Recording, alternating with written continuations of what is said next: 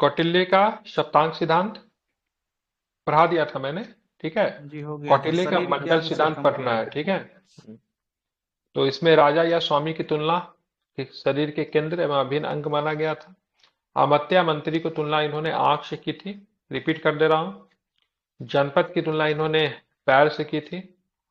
ठीक है। जनपद ध्यान में रखना, जिसका मतलब होता है जनयुक्त पद, मतलब भूभाग ऐसा जहां पे जनसंख्या निवास करती हो। दुर्ग की तुलना उन्होंने बाहों और भुजाओं से की थी। 4 प्रकार का दुर्ग बताया था: औदिक दुर्ग, पार्वत दुर्ग, धानवन दुर्ग और बन दुर्ग। कोष की तुलना इन्होंने मुख से की थी। अब बोला गया था से भाई साहब, प्रजा को छठा अनाज का छठा भाग टैक्स के रूप में, व्यापार का 10वां भाग, पशुधन के लाभ का 50वां भाग राजा को कर के रूप में अदा करना चाहिए। दंड या सेना की तुलना इन्होंने मस्तिष्क से की थी। 4 प्रकार का सेना का वर्णन किया था: हस्ती सेना, अश्व सेना, रथ सेना और पैदल सेना, जिसको इन्फेंट्री कहते हैं। ठीक है। हस्ती सेना मतलब हाथी। ठीक है।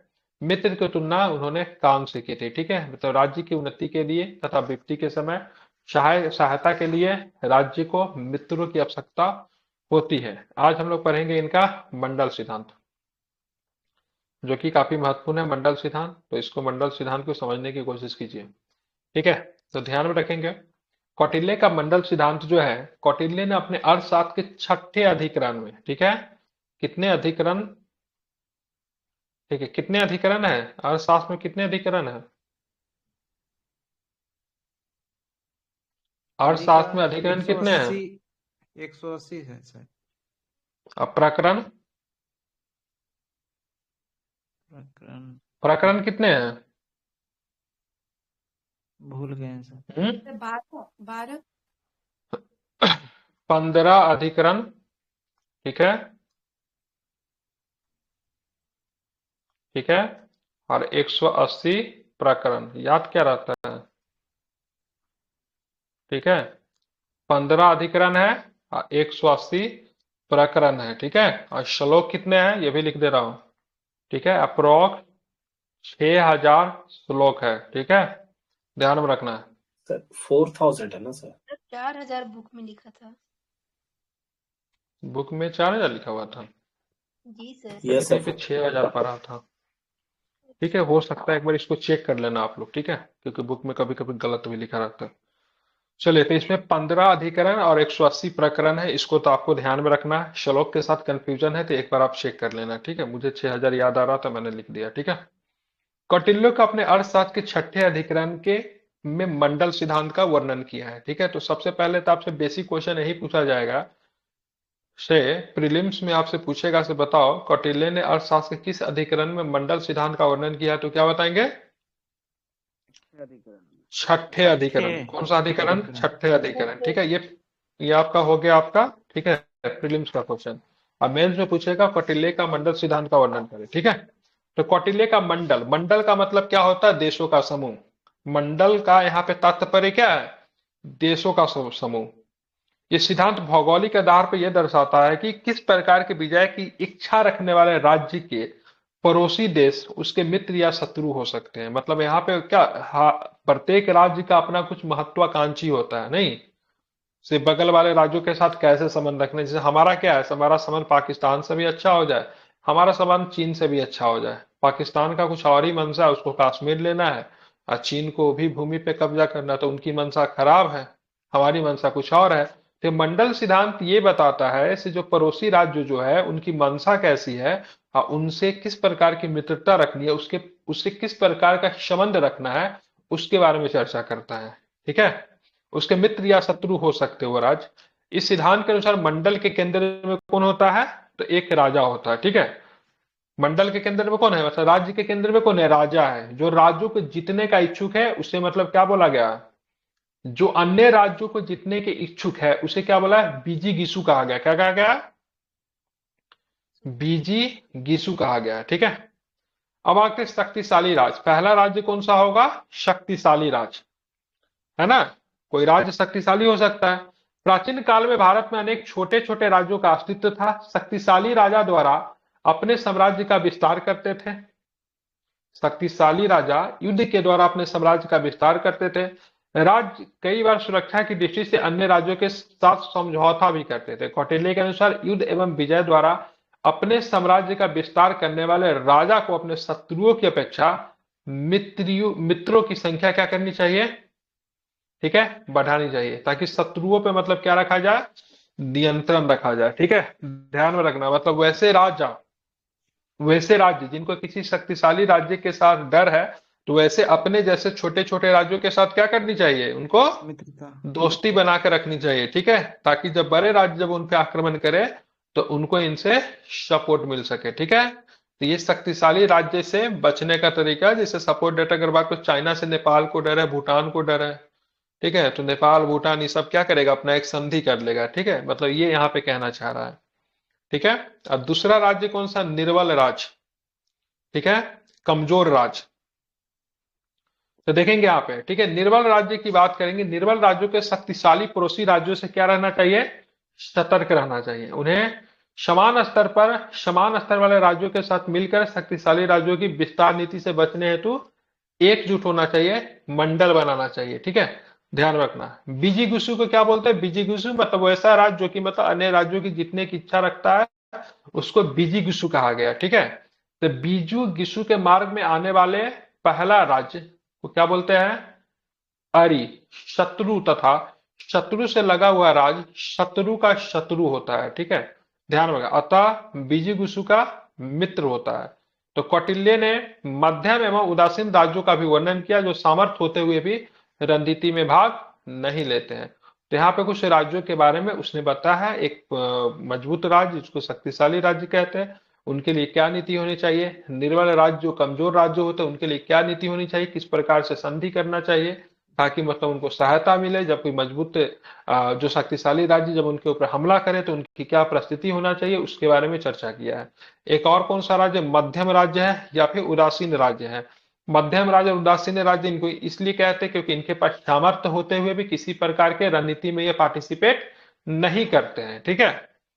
कौटिल्य के कितने मंडल सिद्धांत है, 12 मंडल सिद्धांत है, जिसमें बीजू गुस्सू है, अरि मित्र है, अरि मित्र है, ठीक है, अरि है, मित्र है, अरि मित्र है, मित्र मित्र है, अरि मित्र है, अरि मित्र मित्र है, ठीक है। पश्चिम ग्राह है, आर्कंड है, ठीक है, पानी ग्राह सार है, आर्कंड सार है, मध्यम है तथा उदासीन देश है।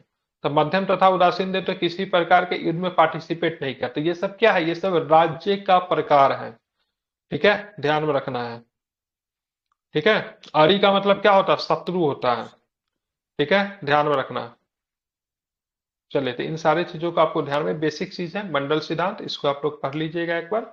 और मंडल सिद्धांत के साथ साथ आपको, ठीक है, सप्तांग सिद्धांत को भी ध्यान में रखना है। दोनों को दोनों थ्योरी जो किसके द्वारा दिया गया है, तो अशोक के द्वारा, सॉरी कौटिल्य के द्वारा ही दिया गया है, ठीक है। हाँ, अब जो है सो हम लोग पढ़ेंगे अशोक के बारे में, ठीक है। तो अशोक भारत के प्रथम चक्रवर्ती सम्राट, जो कि 272 से लेके 332 तक, ठीक है, सॉरी 232 तक। और ये 269 में क्या होता है, बिंदुसार का देहांत होता है। उसके 3 वर्षों के बाद ये शासक बनते हैं, ठीक है। बात करेंगे तो 40 वर्षों तक भारत में इन्होंने शासन किया। मौर्य साम्राज्य के चक्रवर्ती सम्राट अशोक ने अखंड भारत पर करीब कितने वर्षों तक शासन किया, क्या बताएंगे, तो 40 वर्षों तक।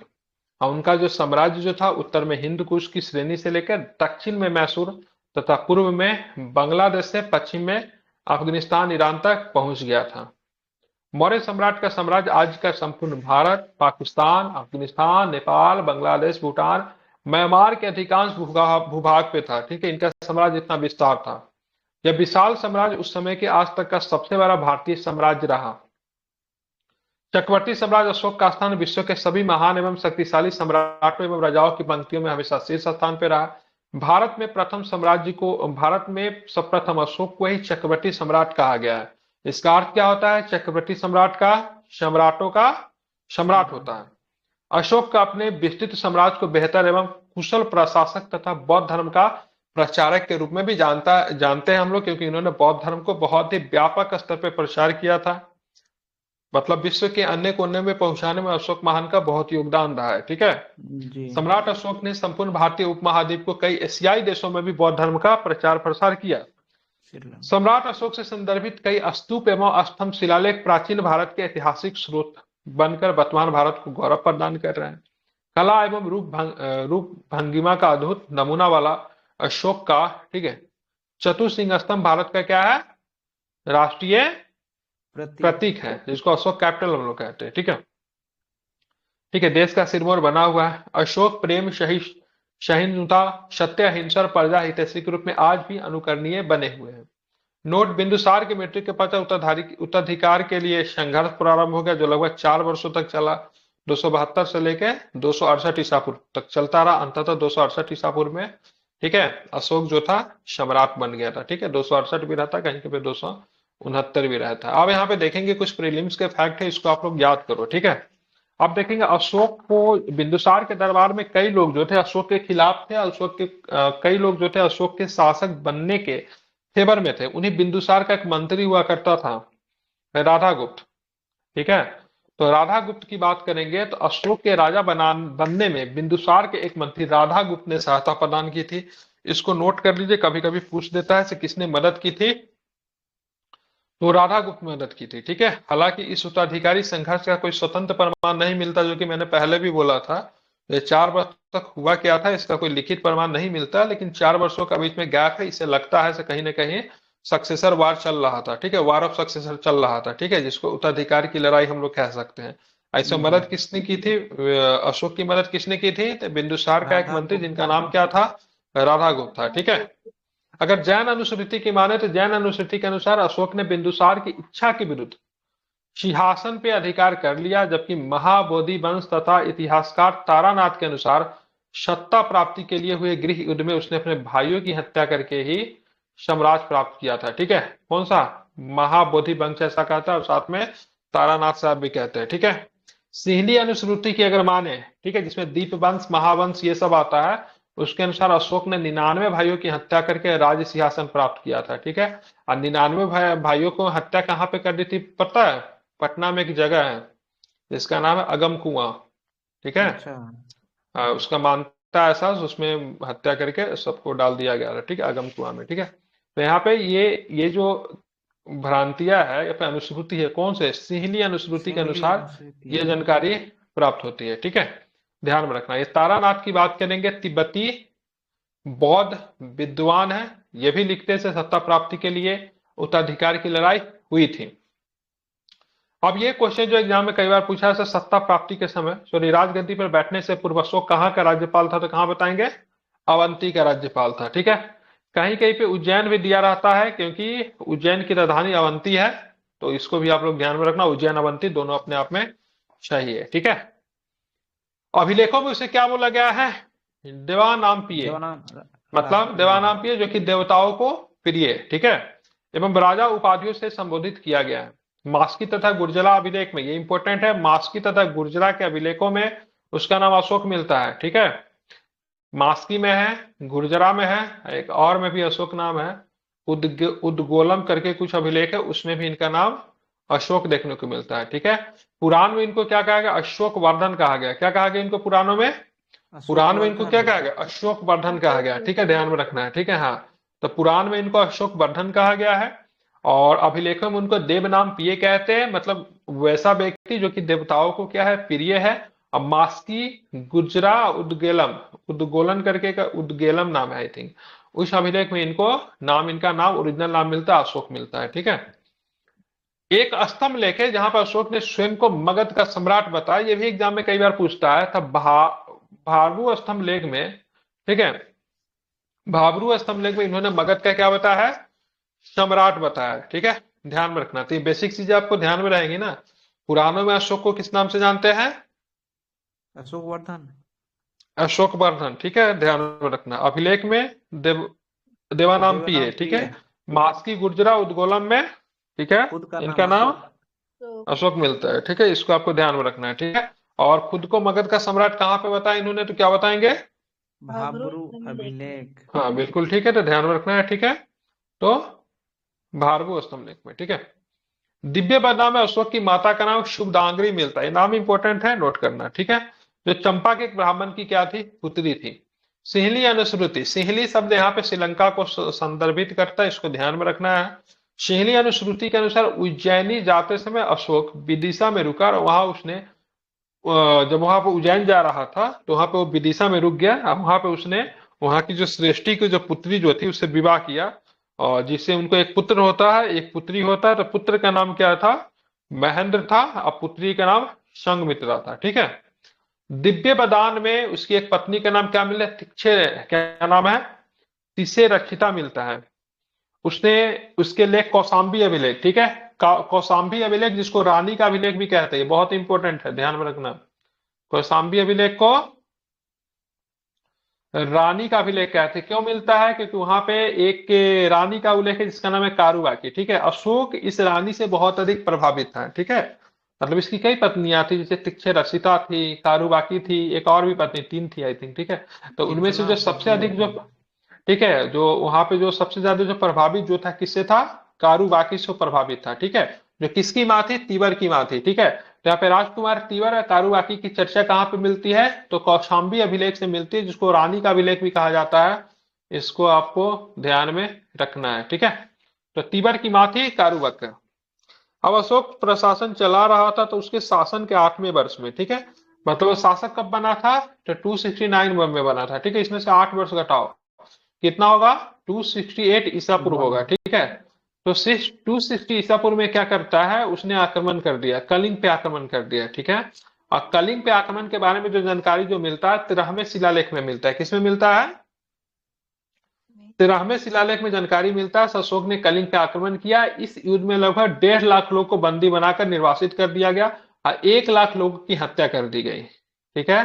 और यहाँ पे जो मारे गए लोग जो थे उसमें केवल सैनिक ही नहीं थे, उसमें बच्चे भी थे और उसमें महिलाएं भी थी। इन सारी चीजों को देख के अशोक का हृदय परिवर्तन में महान परिवर्तन ला दिया। इसके उपरांत वो क्या बन गया? अहिंसावादी बन गया और बौद्ध धर्म को स्वीकार लिया। बौद्ध ठीक है। अपना लिया था। और यहाँ तक कि खुद ही बौद्ध धर्म को नहीं स्वीकारा। ठीक है। पूरे राज्य काज को ही मतलब क्या लगा दिया? बौद्ध धर्म के कार्यों में लगा दिया। ठीक है। शीली अनुश्रुति की बात करेंगे तो दीपवंश महावंश ध्यान में रखना है। तो दीपवंश महावंश के अनुसार अशोक ने अपने शासन के 14वें वर्ष में, ठीक है, निर्गोथ नामक भिक्षु द्वारा बौद्ध धर्म की दीक्षा दी गई थी। तब पश्चात मोगली पुत्तिस के प्रभाव में आकर पूरी तरीके से बौद्ध धर्म बन गया। ठीक है। तो अपने प्रशासन के 14वें वर्ष में था ना, तो निर्ग्रोथ नामक जो भिक्षु जो था उससे उसने बौद्ध धर्म की शिक्षा ली थी, लेकिन पूरी तरीके से बौद्ध धर्म का शिक्षा किसके प्रभाव में आकर वो बन गया? ठीक है। ध्यान रखना, मोगली पुत्तिस। मोगली पुत्तिस काफी इंपॉर्टेंट है। इसके समय में कौन सी किस बौद्ध संगीतम में अध्यक्ष बना था मोगली पुत्तिस? तीसरा वाला में। ठीक है। तीसरा। लेकिन ध्यान में रखना है, तो ये कौन कहता है? सीली अनुसूचित दीपवंश और महावंश कहता है तो मोगली पुत्र के तिस के प्रभाव में होकर क्या बना? वो बौद्ध धर्म को स्वीकार करे। लेकिन दिव्य वदान के अनुसार अशोक को बौद्ध धर्म में दीक्षित करने का श्रेय किसे जाता है? फाइनली उपगुप्त को जाता है। ठीक है। ध्यान में रखना, उपगुप्त। तो ध्यान में रखना, अगर मोगली पुत्र नहीं है या फिर उप, दोनों आंसर आपको ध्यान में रखना है। ठीक है। क्योंकि ये सिहली अनुश्रुति दीपवंश महावंश मोगली पुत्तिस को कहते हैं। हालांकि दीपवंश महावंश की लिखी हुई ज्यादातर चीज जो है ना से थोड़ा सा बनी बनाई हुई लगती है, इसलिए हम लोग मोगली पुत्तिस को न मान के ज्यादातर आंसर में आप देखोगे उपगुप्त ही लेता है। ठीक है। समझ गया ना? तो 8वें वर्ष में क्या हुआ? तो इन्होंने कलिंग के ऊपर आक्रमण किया। अब कलिंग के ऊपर आक्रमण करने का कारण क्या था? देखो, मगध सम्राट बहुत बड़ी थी, लेकिन मगध सम्राट में एक चीज हमेशा खलती थी। क्या थी बताओ? क्या खलती थी? तो मगध साम्राज्य का सीमा जो था ना, उत्तर भारत का सीमा, अब देखो उत्तर भारत में कहीं भी समुद्र नहीं है। ठीक है। तो ये जो चाहते थे, एक्सेस चाहते थे, व्यापार के दृष्टि से अगर देखा जाए तो समुद्र का काफी इंपॉर्टेंट रोल होता है। तो ये एक्सेस चाहते थे, इसके लिए इन्होंने कलिंग के ऊपर आक्रमण किया ताकि इनको कलिंग वाला इलाका जो है, उड़ीसा का जो अभी इलाका है, वो दक्षिण भारत के लिए इनके लिए पूरी तरीके से मार्ग प्रशस्त कर दे। नहीं, उड़ीसा का अगर रास्ता, उड़ीसा किसके साथ सीमा बनाती है? आंध्र प्रदेश के साथ सीमा बनाती है ना। आंध्र प्रदेश में समुद्र है ना, तो इनको थोड़ा सा समुद्र के साथ एक्सेस मिल जाता है, जो कि व्यापार की दृष्टि से काफी अधिक महत्वपूर्ण होता है। ठीक है। तो 8वें वर्ष में इन्होंने कलिंगा के ऊपर आक्रमण किया था। ठीक है। और 10वें वर्ष में इन्होंने क्या किया? बुद्ध की ज्ञान असली, ठीक है, बुद्ध की ज्ञान असली बोध गया की इन्होंने यात्रा की। ठीक है। तो 10वें वर्ष में इन्होंने बुद्ध की ज्ञान असली बोध गया की यात्रा की और बोधि वृक्ष के नीचे, ठीक है, बोधि वृक्ष के नीचे बौद्ध वज्रासन, बुद्ध की मुद्रासन की स्थापना करके एक चैत्य बौद्ध मंदिर का निर्माण कराया। तथा परवर्ती शुंग शासकों ने ब्रज आसन के चारों ओर वेदिका का निर्माण करा दिया। ठीक है, तो परवर्ती शुंग शासकों ने, ठीक है, ध्यान में रखना दो चीजें हुई थी। यहाँ पे आप जाओगे, बोधि वृक्ष जाओगे जहां पे भगवान बुद्ध को ज्ञान की प्राप्ति हुई थी, तो वहां पे बोधि वृक्ष है। तो वहां पे बोधि वृक्ष जो था वहां पे बुद्ध भगवान का, ठीक है, वो नहीं था, प्रतिमा नहीं था। तो वहां पे बौद्ध वज्रासन, बुद्ध की मुद्रासन की स्थापना वहां पे किया गया, और वहां पे एक चैत्य बौद्ध मंदिर का निर्माण करवा दिया। ठीक है, तो वहां पे मुद्रासन का स्थापना तो कर दिया, और यानी आगे चल के जो पूजा परवर्ती करने के गुप्त लिए शासक जो थे, मंदिर। हाँ, जी। तो वहां पे वेदिका चारों तरफ से उसको घेरवा दिया। ठीक है, ध्यान में रखना है। ठीक है, तो ये चीजें आपको ध्यान में रखना है। तदुपरांत आगे चल के चंद्रगुप्त द्वितीय ने, जो कि गुप्त काल का शासक था, कि नवरत्न जो थे अमर सिंह ने यहाँ पर एक विशाल बौद्ध मंदिर का भी निर्माण कराया था। तो ये आपको ध्यान में रखना। आपसे सीधा प्रश्न यहाँ पे पूछा जाएगा, तो अशोक ने बौद्ध गया की यात्रा कब की? तो 10वें वर्ष की थी। ठीक है, अब 10वें वर्ष जो था बौद्ध गया की यात्रा किया था। 20वें वर्ष इन्होंने, मतलब बुद्ध भगवान की जन्मस्थली लुम्बिनी की यात्रा की थी। तो कुछ प्रमुख घटना है इनसे जीवन से जुड़ा, उसको ध्यान में रखना। 8वें वर्ष में क्या हुआ था? तो कलिंग, क्या ध्यान में कलिंग कोई रखोगे? आक्रमण किया था। कलिंग के ऊपर इन्होंने आक्रमण किया। 10वें वर्ष में क्या किया? तो बौद्ध गया आ गया। बोध कहाँ पे गया गए? यात्रा। बौद्ध गया। ठीक है, अब 20वें वर्ष में कहाँ पे गए? तो लुम्बिनी गए। यात्रा। ठीक है, तो लुम्बिनी जो थे वो 20वें वर्ष में गए। ठीक है, जब लुम्बिनी जब वहां पे जाते हैं, ठीक है, जब लुम्बिनी ये जब वो गए, ठीक है, तो वहां पे देखा, वहां पे कर बहुत ज्यादा है। ठीक है, तो उन्होंने कर को कम कर दिया। ठीक है, तो वहां पे कर जो था 1/6 था, उसको घटाकर कितना कर दिया? 1/8 कर दिया। ये ध्यान में रखना है। ठीक है, तो दो तरह का कर किया। ठीक है, एक तो यहाँ पे राजस्व कर था, जो कि भूमि के राजस्व पे दिया जाता था, तो इसको घटा दिया। राजस्व कर को क्या किया? घटा दिया। कितना से घटा दिया? 1/6 से कम करके 1/8 कर दिया। ठीक है, घटा दिया। और धार्मिक कर को क्या किया? धार्मिक कर को पूरी तरीके से समाप्त कर दिया। ठीक है, तो धार्मिक कर को पूरी तरीके से समाप्त कर दिया। ठीक है, और राजस्व कर को 1/6 से घटाकर कितना कर दिया? 1/8 कर दिया। ठीक है, मतलब 16% से ज्यादा था, उसको घटा के 12.5% कर दिया। ठीक है, 12% कर दिया। हाँ। अब यहाँ पे देखेंगे, अशोक की बात करेंगे। अशोक के धम्म की जो परिभाषा जो दी है, वो किस सूत्र से ली गई है? तो महा राहुलोवाद सूत्र से ली गई है। ठीक है, उसका ध्यान में रखना। पुत्र राहुल था ना। हाँ, ठीक है, राहुल उसका पुत्र था, हालांकि उससे संबंध नहीं है। ठीक है, अशोक के शासनकाल में पाटलिपुत्र में कौन सी बौद्ध संगीति हुई, तो क्या बताएंगे? तीर्थी है। ठीक है, तो ध्यान रखना, तीसरी बौद्ध संगीति जो है अशोक के शासनकाल में होता है। कहाँ पे होता है? पाटलिपुत्र में। इसकी अध्यक्षता किसने की थी? मोगलीपुत्र। ठीक है, मोगलीपुत्र तिस ने इसकी अध्यक्षता की थी। ठीक है, ध्यान रख। इसी में अधिनम पिटक की रचना हुई। अधिनम पिटक की रचना इसमें हुई थी। जी सर, थर्ड में। सेकंड में स्थाविर और महासंधिक, और चौथा में क्या कहते हैं, दो संप्रदाय में बढ़ गया था, हीनयान महायान। प्रथम में विनय पिटक, सुत पिटक। बटा होगा दूसरा में कि चौथा में? क्या सर? चौथा में सर, वो हीनयान महायान चौथा में ना।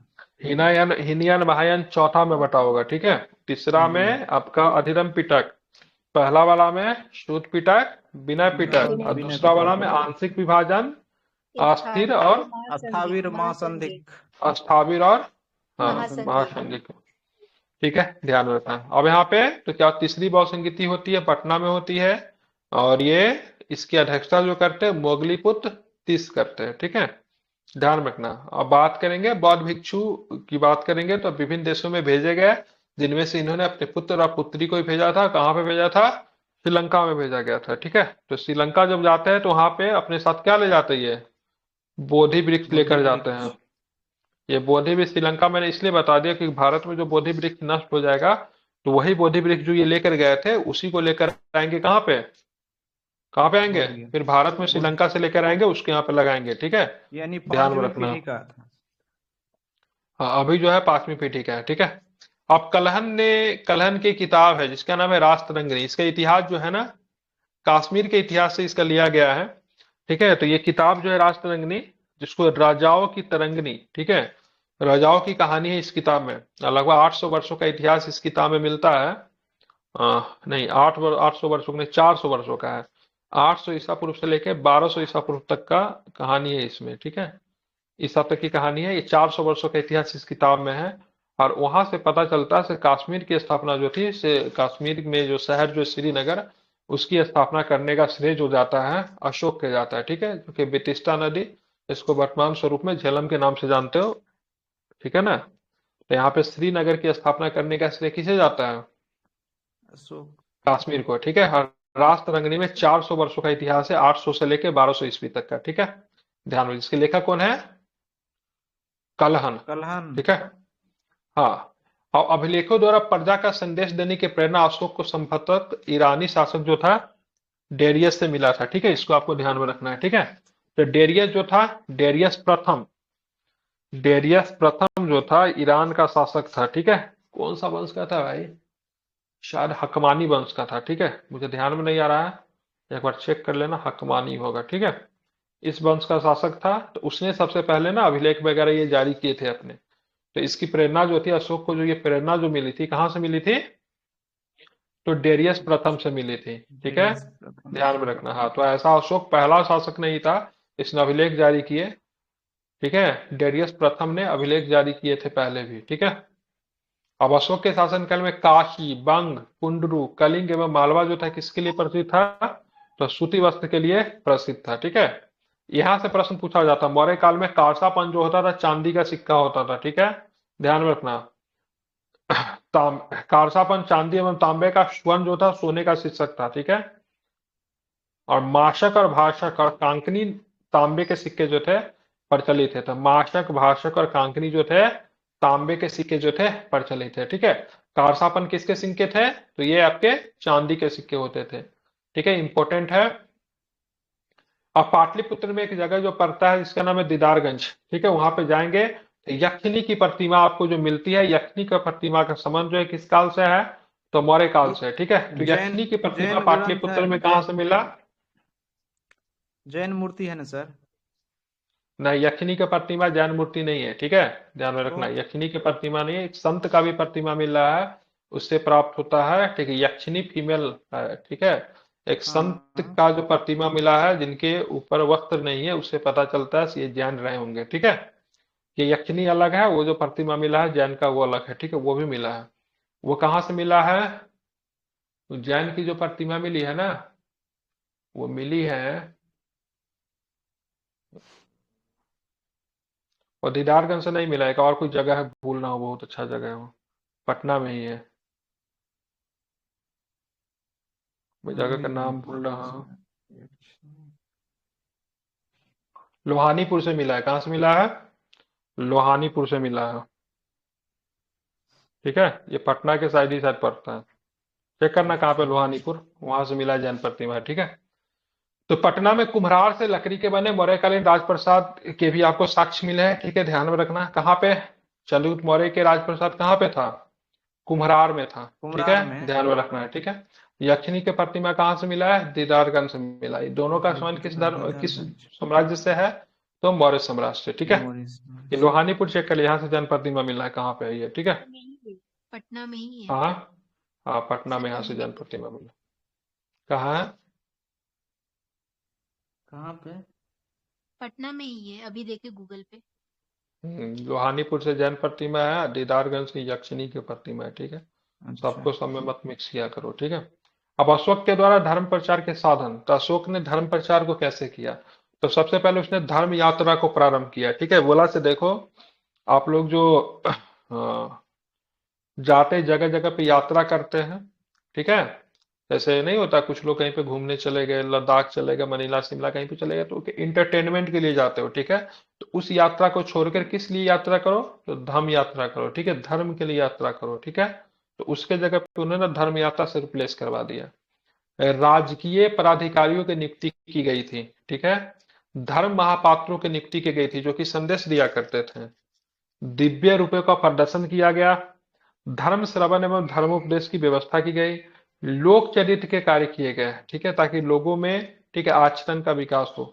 धर्म लिपियों को खुदवाया गया। विदेशों में धर्म प्रचारक भेजे गए, ठीक है, जिनमें इनके पुत्र और पुत्री भी शामिल थी, ठीक महेंद्र है। सिंह मित्र। अशोक ने बौद्ध धर्म के प्रचार का प्रारंभ किससे किया?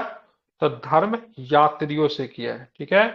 अशोक ने कलिंग युद्ध के बाद आमोद प्रमोद की यात्राओं पे रोक लगा दी, नहीं समझ, जो भी आमोद प्रमोद की मतलब इंटरटेनमेंट के लिए, मनोरंजन के लिए जो यात्राएं की जाती थी, उसके ऊपर रोक लगा दिया। उसके जगह पे कौन सी यात्राएं प्रारंभ किए, ठीक है, धर्म यात्रा। धर्म यात्रा है, ठीक है। नेपाल की तराई में स्थित है, ठीक है, निगलीवा में उसने कनक मुनि के स्तूप की मरम्मत करवाई थी। तो वहाँ पे कनक मुनि का स्तूप था, उसकी मरम्मत करवाने का कार्य जो था इसने किया था। इसको निगली सागर भी कहीं के पे लिखा रहता है, इसमें निगलीवा लिखा हुआ, निगली सागर भी बोलते हैं, ठीक है। अच्छा। बौद्ध धर्म के प्रचार के लिए अपने साम्राज्य के उच्च पदाधिकारियों को नियुक्त किया। स्तंभलेख 3 और 7 के अनुसार, ठीक है, स्तंभलेख जो है 3 और 7 के अनुसार उसने विष्ट, रज्जुक और प्रादेशिक तथा युक्त नामक प्राधिकारियों को जनता के बीच जाकर धर्म प्रचार उपदेश करने का आदेश दिया था। मतलब जो राज्य के जो बड़े अधिकारी जो थे उनको इन कार्यों में लगा हुआ था, ठीक है। अभिषेक अभिषेक के 13वें वर्ष, मतलब राज्य अभिषेक के 13वें वर्ष, राजा बनने के 13वें वर्ष के बाद अशोक ने धर्म प्रचार हेतु पदाधिकारियों का एक नया वर्ग बनाया, जिसे क्या बोलते हैं, धम्म महापात्र बोलते हैं, ठीक है। धम्म महापात्र का काम क्या था, तो ये धर्म के अधिकारी थे जो कि प्रचार करते थे। इनका कार्य विभिन्न धार्मिक संप्रदायों के बीच भेदभाव को मिटाकर धार्मिक एकता को स्थापित करना था, ठीक है। बहुत सारे धार्मिक संप्रदाय के लोग रहेंगे उसमें, बौद्धिज्म है तो जैनिज्म भी है, हिंदुइज्म भी रहा होगा, ठीक है। कुछ लोग आजीवक भी रहे होंगे, ठीक है। कुछ लोग जो है सो आपके क्या नाम है उसका, एक और भी धर्म था ना जो कि मैंने बताया ना, 3 धर्म जो है आपका, आजीवक जो वेद को नहीं, जो वेद को नहीं मानते हैं, जैन, बौद्ध, आजीवक। आजीवक संप्रदाय। आजीवक संप्रदाय वो नहीं था। क्या नाम था उसका, जिसमें पीते, मतलब उधार लेके ही पीना है तो घी पियो, वो वाला कौन था, आजीवक थोड़ी ना था, भूल रहा हूँ नाम उसका। चरवाक चवार्क, चवार्क तो उस समय चरवाक। चवार्क भी था, ठीक है, चवार्क भी उस समय था, ठीक है। धर्म को लोकप्रिय बनाने के लिए अशोक ने मानव एवं पशु जाति के कल्याण हेतु पशु पशुओं की हत्या पे प्रतिबंध लगा दिया था, ठीक है। तो पशु पशुओं की हत्या पे प्रतिबंध लगाने के काम अशोक ने पहले किया था। हालांकि ये चीजें आपको, अशोक अशोक का बहुत सारी चीजें जो है ना, एक कल्याणकारी राज्य के दृष्टि से काफी अधिक महत्वपूर्ण है, ठीक है। तो कल्याणकारी राज्य जो होता है ना, उसके लिए अशोक ने बहुत काम किए थे, ठीक है। जो कि भारतीय संविधान में भी आपको कल्याणकारी राज्य की अवधारणा जो है डीपीएसपी में आपको दिखेगा, ठीक है। जैसे अशोक ने बोले थे कि भाई साहब पशुओं की हत्या नहीं करनी है, पशुओं की हत्या पर रोक लगा दिया। अस्पताल की चिकित्सा करने की, अस्पताल की स्थापना करने की बात कही गई थी, क्योंकि पार्ट ऑफ डीपीएसपी है ना, हेल्थ सेक्टर पे ध्यान देना है। तो इन्होंने अस्पताल की स्थापना किसके लिए, पशु पक्षी के लिए और मनुष्य दोनों के लिए अस्पताल की स्थापना करने की बात कही थी, ठीक है। तो बहुत एक कल्याणकारी राज्य कैसा हो सकता था, अशोक ने बहुत पहले इसकी कल्पना की थी, ठीक है, इसलिए इनको महान कहते हैं। अशोक के महान पुण्य का कार्य स्वर्ग की प्राप्ति का उपदेश बौद्ध ग्रंथ संयुक्त निकाय में दिया गया। अशोक के महान पुण्य का कार्य एवं स्वर्ग की प्राप्ति का उपदेश कहाँ पे, बौद्ध ग्रंथ संयुक्त निकाय में दिया गया है। अशोक ने दूर दूर तक बौद्ध धर्म के प्रचार हेतु दूत प्रचारक को विदेश भेजा। अपने दूसरे तथा 13वें शिलालेख में उसने उन देशों की नाम लिखवाया जहां दूत भेजे थे, ठीक है। ये इंपॉर्टेंट है, ध्यान में रखना।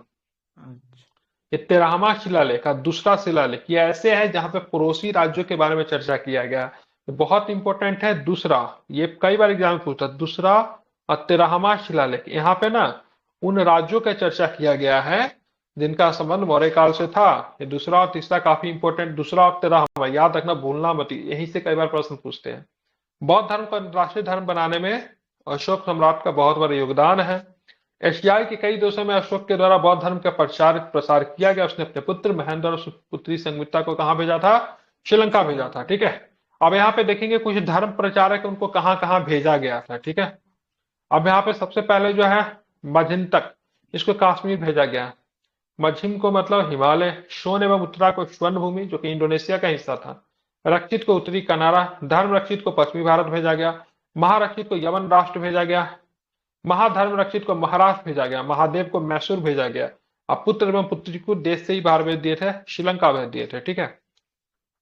ध्यान में रखना। साथ में बात करेंगे बौद्ध धर्म बीच में बहुत समय तक गायब हो गई थी, पता ही होगा, ब्राह्मी से लेकर 20वीं शताब्दी के बीच में, ठीक है, बहुत कम हो गया। इसके बहुत सारे रीजन है, मैंने बताया भी थे। लेकिन सामाजिक न्याय के पुरोधा एवं दलितों के नेता डॉक्टर भीमराव अम्बेडकर ने 20वीं शताब्दी में 14 अक्टूबर 1956 को, ठीक है, ये बॉम्बे नागपुर में थे, ठीक है, इनकी पत्नी और ये, ठीक है, इन्होंने मतलब अशोक विजयादशमी दिन धर्म चक्र प्रवर्तन का दिवस जो है उसी दिन क्या किया, अपने सारे मतलब क्या बोलते हैं जो समर्थक जो थे उनको साथ इन्होंने एक साथ मतलब धर्म परिवर्तन कर लिया, ठीक है। मतलब 2 दिन के अंदर ही 15-16 तारीख तक मतलब टोटल 10 लाख से अधिक लोगों ने, हिंदू दलित समर्थक जो थे उन्होंने मतलब क्या किया, हिंदू बौद्ध धर्म को धर्म छोड़कर बौद्ध धर्म में कन्वर्ट हो गए, इन्होंने बौद्ध धर्म की शिक्षा दिला दी, ठीक है। जो कि मतलब ये विश्व का सबसे बड़ा कन्वर्जन माना जाता है, सबसे बड़ा धर्मांतर माना जाता है, जिसमें 10 लाख लोग जो है 1 से 2 दिन के अंदर में बौद्ध बन गए थे, ठीक है। तो इतना ज्यादा बढ़ गया। बौद्ध धर्म को मानने वाले लोगों की संख्या बहुत कम हो गई थी, लेकिन इस समय इनकी संख्या में क्या हुआ, सडन ही मतलब विस्तार देखने को मिला, ठीक है। ध्यान रखना, अशोक के बाद बौद्ध धर्म को सबसे ज्यादा विस्तार देने वाले अंबेडकर जो थे दूसरे व्यक्ति माने जाते, इसलिए अंबेडकर को नव हिंदू नहीं बौद्ध नव बौद्धवाद के जनक माना जाता है, ठीक है, जी ध्यान में रखना है, ठीक है। अब आते हैं अशोक के अभिलेख देख लेते हैं, इंपॉर्टेंट है, प्रश्न आते हैं अशोक के अभिलेख से। तो अशोक के 6वें स्तंभ लेख से स्पष्ट होता है कि उसने अपने धर्म लेख राज्याभिषेक के 12वें वर्ष उत्कीर्ण करवाना शुरू किया था। तो जब इन्होंने राज्याभिषेक जब शुरू कर दिया था, राज्याभिषेक जब इनका जब हुआ 200 कब हुआ 272 में ना, 269 269 में राज्याभिषेक होगा, यही पर है 272 में क्या हुआ था, बिंदुसार की मृत्यु तो हुई ये थी। युद्ध हुआ था ना सर। हाँ, तो 4 साल के बाद, सॉरी 269, हाँ ठीक है, 269 सही बता। तो 269 में इनका राज्याभिषेक हुआ, 269 के 12 साल बाद, मतलब 12 साल तक इन्होंने कुछ नहीं किया। 8वें वर्ष में इन्होंने कलिंग पे आक्रमण ही किया है, और उसके 4 वर्षों के बाद इन्होंने उत्कीर्ण करवाना शुरू किया है, ठीक है, रिकॉर्ड रखना शुरू किया है, ठीक है, ध्यान में रखना है। अशोक के शिलालेख आधुनिक भारत, नेपाल, बांग्लादेश, पाकिस्तान, अफगानिस्तान से जगह जगह से मिले हैं। अब यहां से प्रश्न क्या बनता है, कौन से शिलालेख की कौन सी भाषा थी, जो कि प्रश्न पूछा जाता है, ठीक है।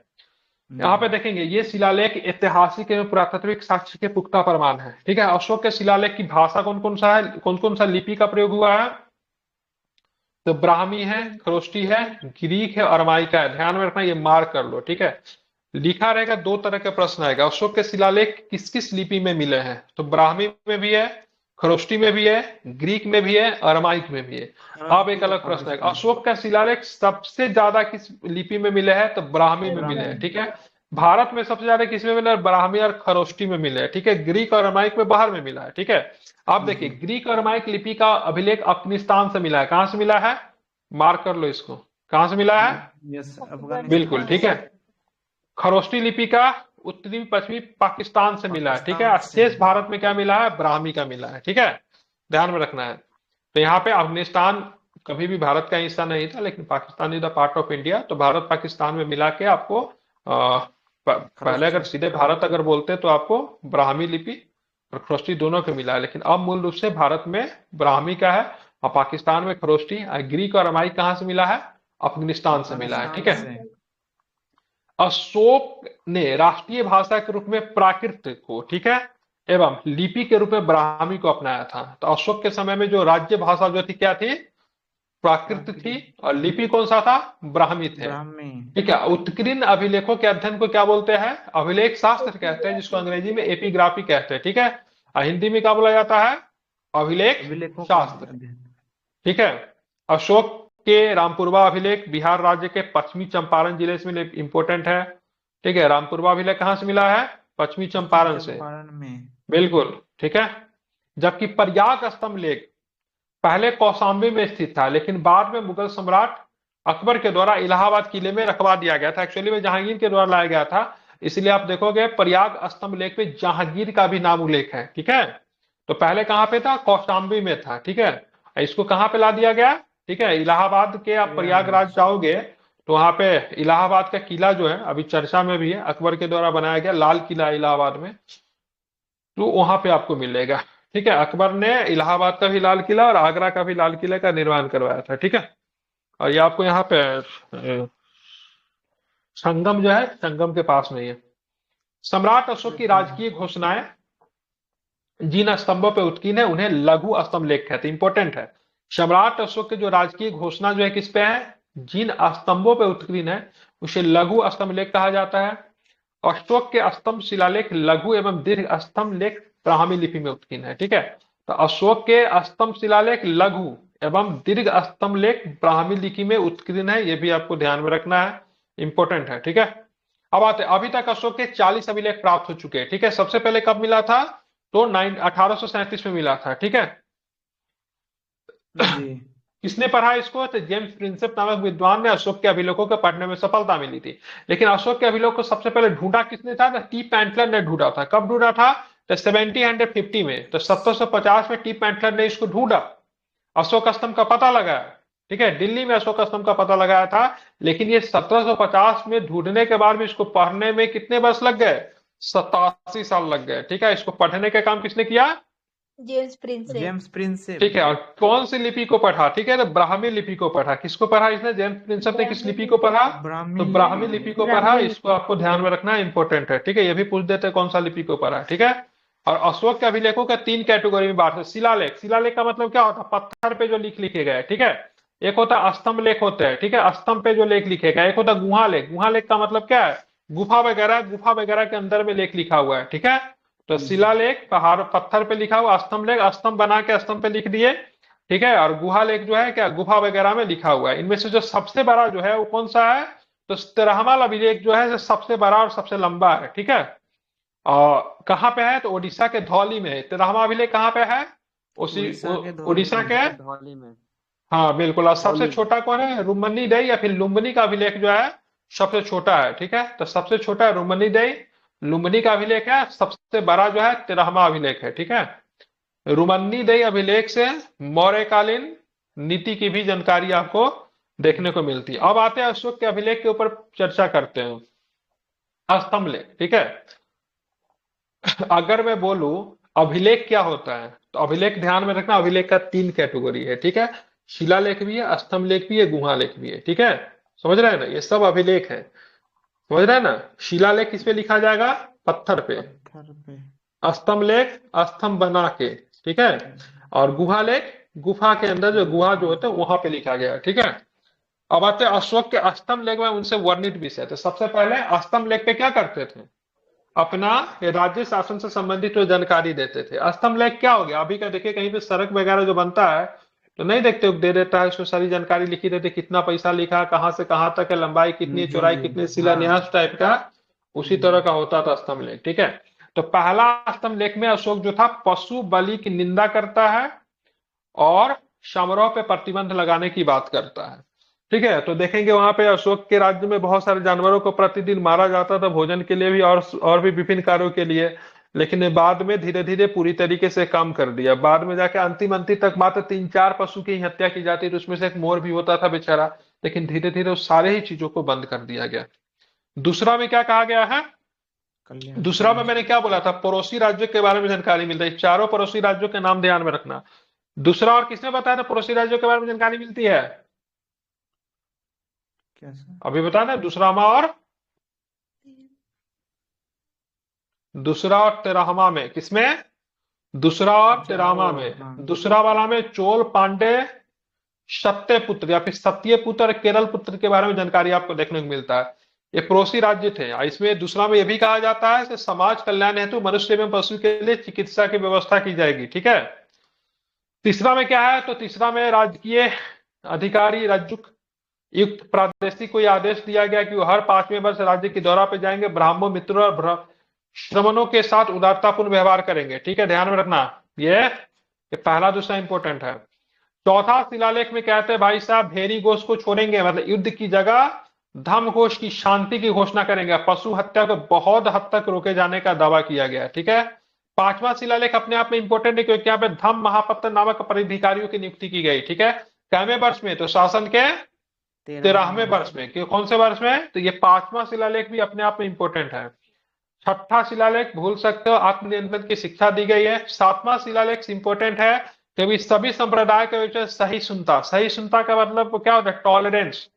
ठीक है, टॉलरेंस का मतलब क्या, तो सभी संप्रदाय आपस में मिल कर रहे, Yes. ठीक है, गंगा जमुना तहजीब की बात होती है ना, क्या टॉलरेंस होता है, एक शब्द निकल कर आता है इनटॉलरेंस, ठीक है, समझ रहे, जिसमें सद्भाव की भाव नहीं होती उसको इनटॉलरेंस बोलते, नहीं बोलते, समाज में बहुत ज्यादा इनटॉलरेंस हो गया, कुछ दिन पहले स्टेटमेंट दिया था आमिर खान वगैरह, मतलब से दिक्कतें हो रही है, तो यहाँ पे टॉलरेंस की बात की गई थी, टॉलरेबल होने के लिए लोगों को बोला गया, सहिष्णु होने के लिए।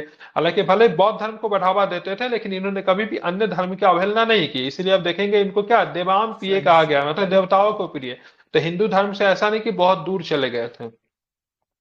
आठवां शिलालेख इंपॉर्टेंट है, क्या है, तो यहाँ पे तीर्थ यात्रियों का उल्लेख आपको देखने को मिलता है, ठीक है, तीर्थ यात्राओं का उल्लेख देखने को मिलता है, जहां पे इन्होंने कहां कहां पे यात्रा की, तो सबसे पहले अपने प्रशासन के 10वें वर्ष में कहां पे गए, बोध गया। बोध गया गया, नहीं, आप 20वें वर्ष कहां पे गए, तो लुम्बिनी की यात्रा लुम्बिनी। इन्होंने की थी, ठीक है, बिल्कुल। इन्होंने ये भी कहा था से देखो, जो छोटे लोग जो होते थे, नौकर हो गए, दास हो गए, उनके प्रति क्या, उनके प्रति रिस्पेक्ट और दया का भाव रखना चाहिए, ठीक है, क्योंकि वो लोग आपसे क्या रखते हैं, उम्मीद रखते हैं, ठीक है, अपेक्षा करते हैं।